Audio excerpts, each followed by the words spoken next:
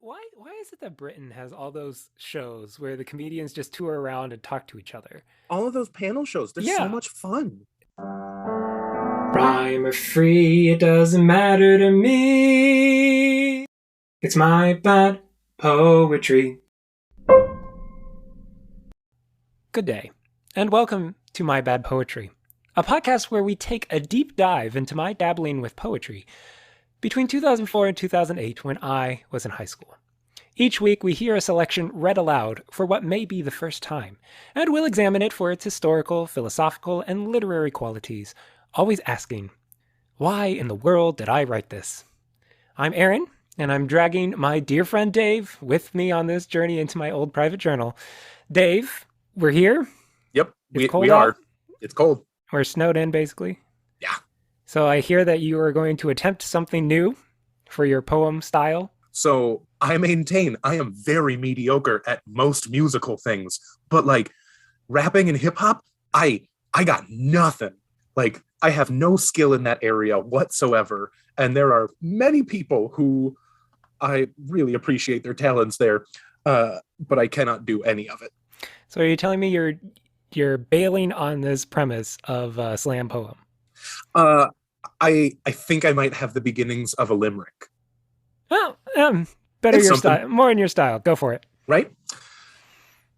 There once was a man who blew snow. At this, he was quite a pro. He worked really hard, clearing his yard, and hated every minute of it, though. Not your best. That might have been the worst poem that has been read on this podcast. Yeah. Like, it's real bad. Yeah. Well, we should Move on to worse poetry. yeah, worst by far. So the poem that we are listening to today is titled Only in Post, being the typed version that we are at the point where these poems are being written with the typed document existing on my home computer. So you're writing them in the journal, and then are you like immediately transcribing them into your... No, I think I did it in batches. Okay. I have heard that that is a useful thing that some authors do. Like they'll write down their stories on like a typewriter and then they'll type it into a word processor so that they can actually edit. They can look at what they did and make changes so it's palatable to a human audience. Well, that's a style choice. And you, as we've discussed many a time, have no style. Yes. So I gave this one a title. It's called The Key. My mind is a closed door, locked tight. But words are the key. They open the door and show my deepest thoughts. Some deeper still go unexpressed, as my mind reels for the words. Now, before you jump in, I noticed as I was looking at it today, there's another cut line that ends this poem in the book, but didn't make it into the type, so I will read that now.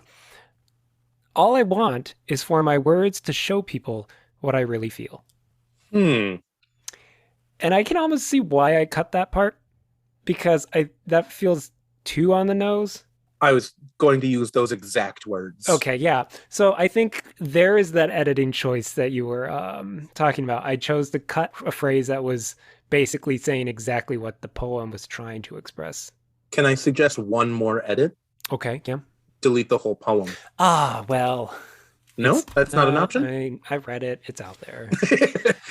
It exists. It exists. Okay, well, structure, same as always. No structure. No structure. I do notice something in the typed edition that I think is a little interesting. I think I put some thought into this. But words are the key, capital W words. Right. And then at the end, my mind reels for the words. It's lowercase w words. And that one has an article on it. So the words versus words. Yeah. So like I am showing preference to like the power of words, but as I reel for the right words, it's not the right words. So it's the W is not capitalized. That's right. That's about the biggest stylistic choice I think I've made. I like that as a stylistic choice, though. That's kind of interesting. It's a recognition of your own shortcoming in finding the words, but a realization that the words do have that power, Right. or they should have that power. But, you got to find them. Yeah. Yeah. Beyond that, oh man. Another very mixed metaphor, like just, I get there's a door, it's locked. Uh-huh. They open the door and show my deepest thoughts. But your mind is a closed door. Like, there's not a closed door between the world and your mind. Do you get what I'm saying? I don't. You think it's a mixed metaphor? I think it makes sense. The mind is the compartment, and when opened, you read the thoughts inside. See, and I think that's where I'm disagreeing with you. I would say the brain is the container for the mind. Like, I have a more metaphorical understanding of what the mind is. That the mind is the processing of emotion and thought and idea. And the brain is the container. The organ. Okay. Yeah. Interesting. But I guess you're using brain and mind. Yeah. When push comes to shove, they're pretty synonymous in my head. Well, that's fine that you're wrong. Yeah, that works. That's fair. Oh man.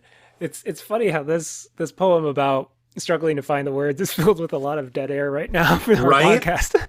It has stopped us dead in our tracks. Well, we're working on finding the right words. Yeah, we're just spitballing here. Oh. Well, since we're spinning our wheels a bit, I will give you the revelatory insight that I had this week that might explain this spurt of poems that we have worked through from January 2006. Okay. We found that we had a lot of those, like 7 of them on the same day or whatever, the 17th. And these are not far behind. Also, the document started to be typed on the 14th. So again, we have January 2006, right. Major moment in the history of the Wolf Journal and these poems. I can't deal with the fact that we're talking about this as a historical document. I mean, it's the Declaration of Independence. It's the Magna Carta. It's the Wolf Journal. Okay, so the big insight. What happened in January 2006? Mm-hmm. Have you heard of the musical Rent? Groan. The movie came out. Wait, it's a movie? I've never heard of this before. In 2005 Christmas season. And if memory serves me right, I think I saw it twice in theaters. One of those times being with Judy. Okay. Now, I think my sister was there too, which made it not a date. I was just going to ask. I tried to clear this up with my sister. She does not remember the details. She didn't even remember if she went to Rent with me, but like it would make sense home on Christmas break. I think she would have been the one to drive because I didn't have my driver's license yet at 16. Just got my permit. All this to say, I was really into Rent. Really into Rent. And I hear this text about finding the right words and the song that I was obsessed with from Rent. Do you want to guess? One song, glory. One song before I go. That one. Of course it was. Of course. Yeah. I mean, come on. Can't you tell I'm a Roger? It's literally written for you, Aaron. When I think of like a big rock star who's, living it up in New York, I think of Aaron. Mm-hmm. Mm-hmm. Yeah. Yeah. No, I love that song. Oh. So I had this thing where in the mornings I had my CD player in the bathroom. And when I showered and did my morning routines, I would play soundtracks or CDs, but I wouldn't listen to the whole thing. I would just program my favorite tracks and I'd hit the repeat all button and just let them flow. And I can guarantee you for the Rent soundtrack, it was One Song Glory, Seasons of Love, obviously. Yeah. And then I'll Cover You, the reprise. Really? I love that song. And that is the other thing that I am hearing in this poem, because that second stanza, open your door, I'll be your tenant, don't got much baggage to lay at your feet. Oh, and I get the open the door right here. Yeah. So struggling to find the words, opening doors. This is Rent, just dripping with Rent. Wow. I think it's very funny because I don't know that you and I would have been friends in high school. And it's not for the reason you're thinking right now, because I didn't like Rent. No, I know. I thoroughly disliked Rent because uh because there are musicals out there, more specifically, operas that are better and cover similar topics, because Rent is based on La Boheme. Yeah. And I loved La Boheme in high school. Oh no, Yeah. Dave! Yeah. You were like a hipster to the nth degree. I was not a hipster. I was a pretentious jerk. Yeah, but to be like, oh, I liked Rent when it was La Boheme. Oh no, that wasn't even it. I really didn't pay much attention to Rent, but I remember in high school I had a big season of going through operas that I enjoyed. So like I spent a lot of time listening to La Boheme and Turnandot and Semile. Ooh, man. Yeah, no, we were different kinds of nerds. We were very different kinds of nerd. Yeah. I was obsessing over Christian pop punk and musicals. Yeah. Rhett being one of those that kind of started to educate me on a world outside of that kind of evangelical conservative sphere. Right. I do give it that credit. But being the musical kid, having the big influence of my sister just blaring musicals day in, day out, Rent was one of those kind of touchstones. It was like Les Miserables, Wicked, Rent. Sure. And then the Sondheims, the Sunday in the Park at George, Into the Woods. But I think in high school, I've grown to appreciate Into the Woods and Sunday in the Park far more now. I think in high school, top 3, Les Mis, Wicked, Rent, hands down. For me, top 3, still, Guys and Dolls. Okay. Yes, a lot of problematic stuff, but yeah, it's just classic. And it's 100% nostalgia. I have like really good memories of singing those songs at the piano with my grandfather. But yeah, Guys and Dolls, Wicked, absolutely. And then really, are you ready for this one? Yes. Beauty and the Beast. Oh no. I feel like this is bearing our souls to see who can be the most embarrassed. Right? Well, yeah, that's kind of this podcast. But so now that we've expressed our love of musicals and our differing feelings on Rent, that is where I got the most insight when I was thinking about this poem and the previous poems of this January 2006. I think that gives a lot of insight as to what kind of spurred on this creative moment. I was looking for that one song, and at this point I'm recognizing that I'm not quite getting it. Maybe. Yeah, I think that seems reasonable. My question is, of my former self, what was being unexpressed at this point? That's a good question. Well, and so are you saying going unexpressed into your journal or unexpressed into the world? Because I think you could make that argument that things are going unexpressed to the world, but I think this is saying you don't even have the words for it. You can't even put it in the Wolf Journal. Yeah, I read it that way as well. It's like they open the door to show my deepest thoughts. I think that's an acknowledgement of what I've been working through with the poems. And yet I'm still flustered that I can't seem to put to words something else that's not even making it into the journal. That fascinates me. I would really love to kind of pick at my own mind here and see what I was struggling with. Right.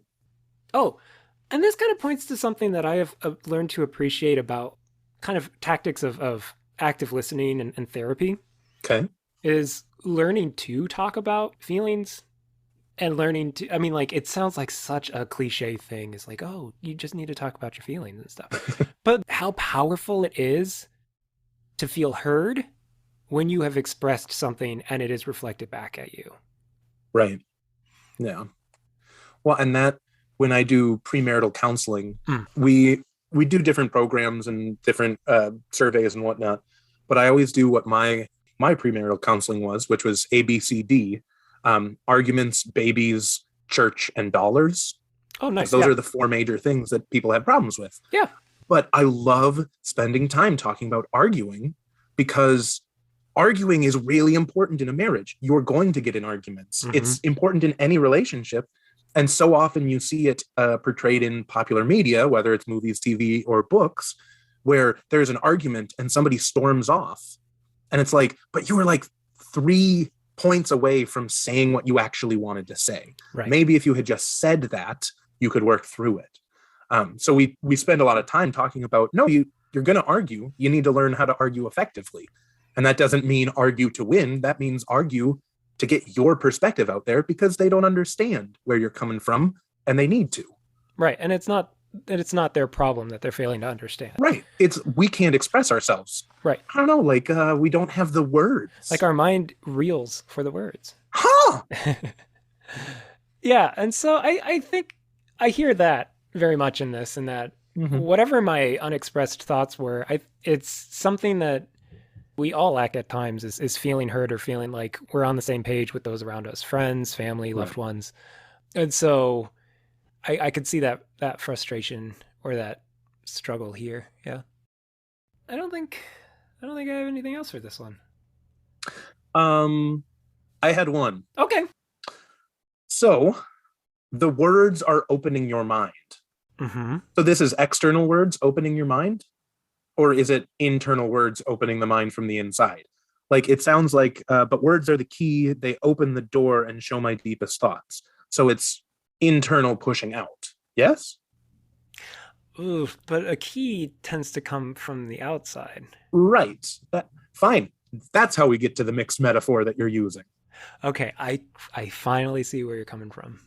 It sounds like external words are acting upon me. Yeah. To bring out deeper thoughts. Right? Yeah. But I mean, actually, that kind of works in the way we're talking about, like words being reflected back at you. Yeah. Or people helping you to process things. Right. Reflective, like active listening and reflection.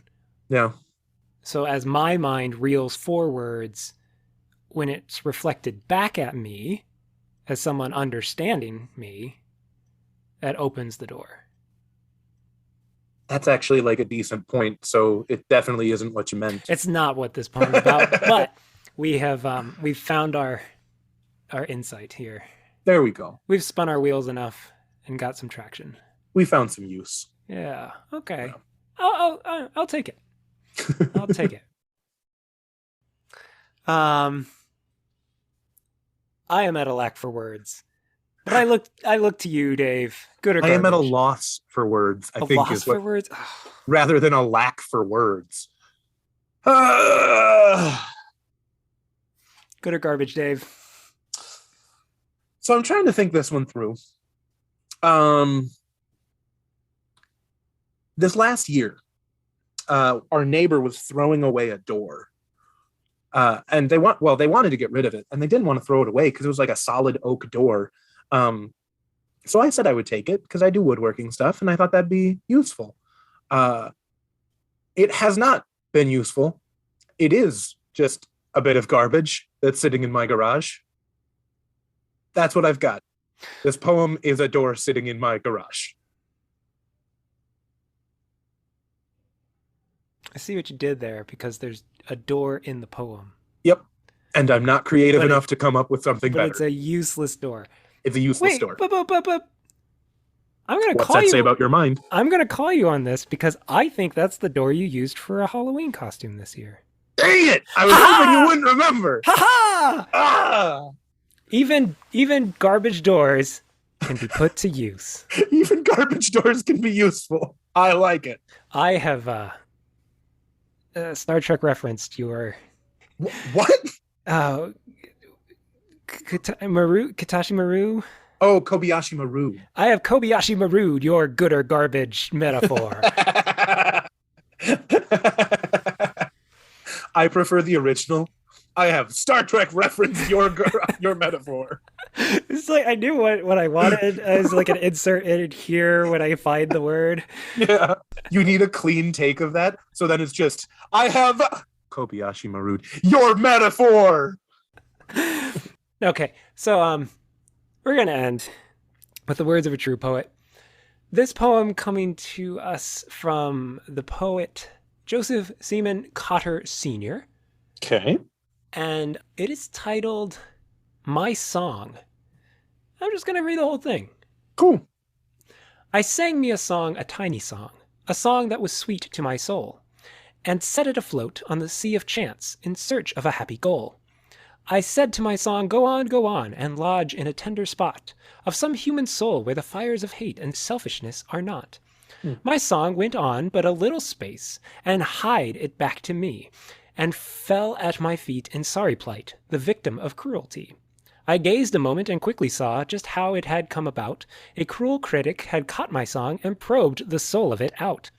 Oh, poor indeed is the human mind, and why was it ever wrought, that can thrive on husk in form of words, and not on sturdy thought. Nice. Yeah, I love that. That's a fun poem. Right. And it actually says some deep stuff.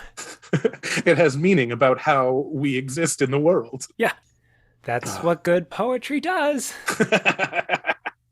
This has been my bad poetry. Now go write some of your own bad poetry. So, Aaron, you want to talk more about Rent? God, I do. Rhyme free doesn't matter.